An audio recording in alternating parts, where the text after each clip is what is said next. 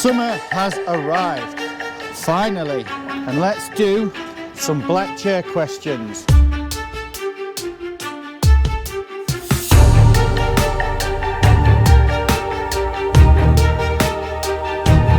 Let's get straight into it. Oh, Lee, it's lovely out here today. This is a lot better. Feeling a lot happier. Right. Are these questions a bit harder this week? Because I think it was a bit easy. Maybe. We'll see. Okay. But they're relevant questions and the genuine questions that people have asked this week. So these are genuine questions. I have long green algae growing on the side of my pond. How do I get rid of it? So this is called blanket weed. Horrible stuff.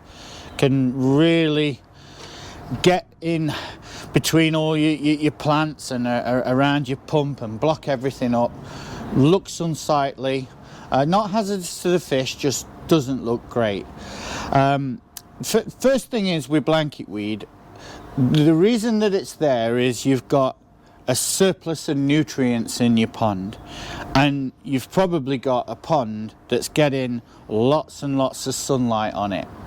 So if you can minimize the amount of sunlight reaching your pond, perhaps by putting a canopy over the top, then that will help enormously to keep the blanket weed down.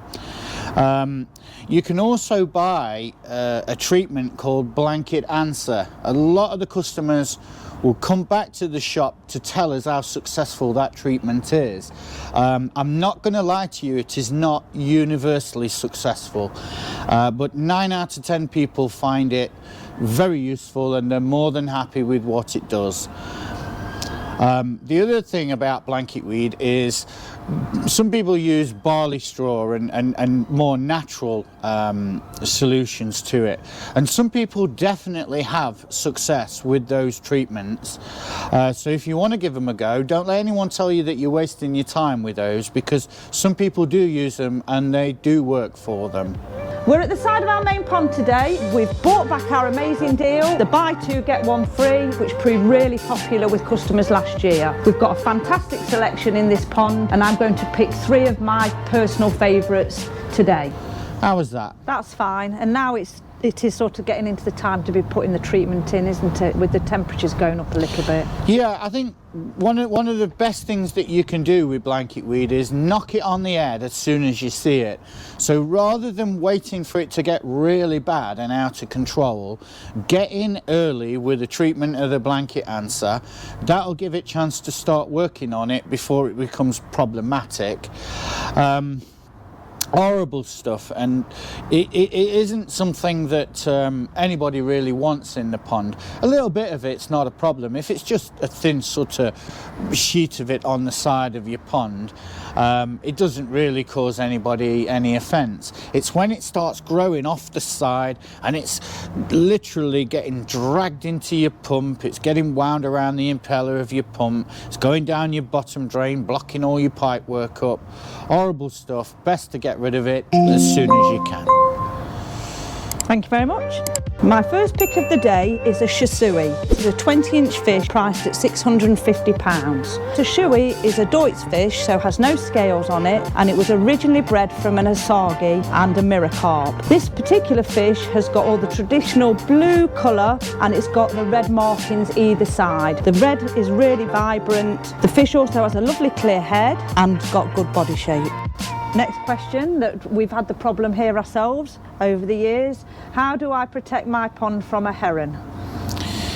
Yeah, I watched another YouTuber recently that had a problem with a heron. The video is really quite upsetting. Herons nowadays are much more brazen than what they used to be. I think that might be because we've got a lot more of these nature reserves around, and the heron is becoming a lot more accustomed to being around people. So we've got to be extra vigilant with herons nowadays. Obviously, you've got your nets, and I think a net is, for most people, the best solution. If you're aware that a heron's been coming, get yourself a net, get it stretched out across that pond, and you can actually set the net up in such a way that it's not hanging into the water. Perhaps if you put a couple of supports, one either side the pond, and you run a wire across that, then drape the net over the top, you'll find that the net doesn't actually look as unsightly. And it also allows any plants that you've got to grow freely underneath the net, and they don't get tangled around the netting. Of course, there are other solutions. Decoy herons. Definitely there is occasions where decoy herons will work. But what I would suggest that you do there is you regularly reposition that heron. Herons aren't stupid. If he sees that same heron in exactly the same place every day for a month, sooner or later he's going to work out that it's not a real heron. Also, anything that is around your pond and distracting might help, such as reflective surfaces, wind chimes, that kind of thing. And another final thing that I would say is, if you can find a electric fence, if you've got the knowledge to put together an electric fence, that one really will tackle the problem. Do you remember when we used to have one here, Lee, and he used to sit on the fence and wait for us to go home?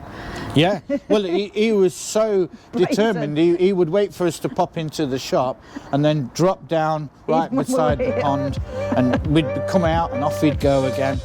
Got to be careful with herons. My second choice today is a kajaku, a big, bright, bold fish, known as the peacock fish. Got a good quality orange pattern, it's evenly running down its body. The orange is rich in colour with solid black edges. A kajaku makes an excellent addition to any pond.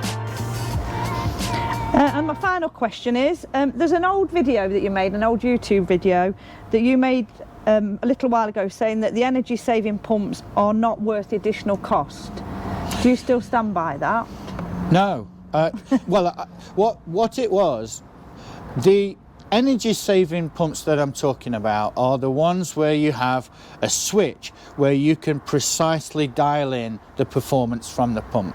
You turn them up in the summer to get the maximum out of the pump, and you turn them down in the winter to make the energy savings. When that video was made, the price of the energy saving pumps was absolutely ridiculous. They were hundreds and hundreds of pounds, sometimes even thousands of pounds. Recently, the price of those things has plummeted. So you can buy an Evolution Aqua one, the Vary pump for instance. They start at under £200, and you can very quickly make some big energy savings. Yeah, the price of energy's gone horrific, hasn't it? Of course, the higher the cost of the electricity in the first place, the more important it is going to be that we run pumps like that.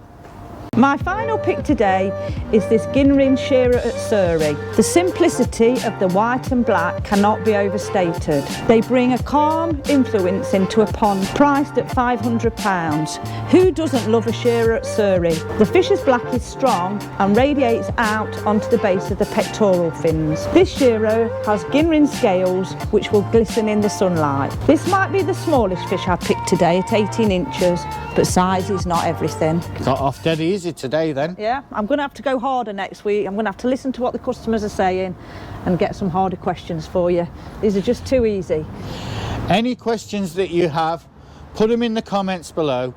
Let's really try and get some difficult questions for next week. We want some more questions coming in. We have a delivery service. We can deliver your fish. We send them out on a next day delivery. It only costs 20 quid. Yeah, and we'll ship as many fish as you put on the order for 20 quid.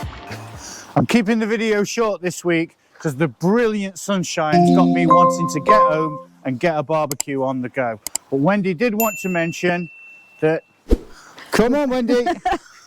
New plant delivery this week. We've got loads of oxygenators. These lovely fibre optic ones are very popular.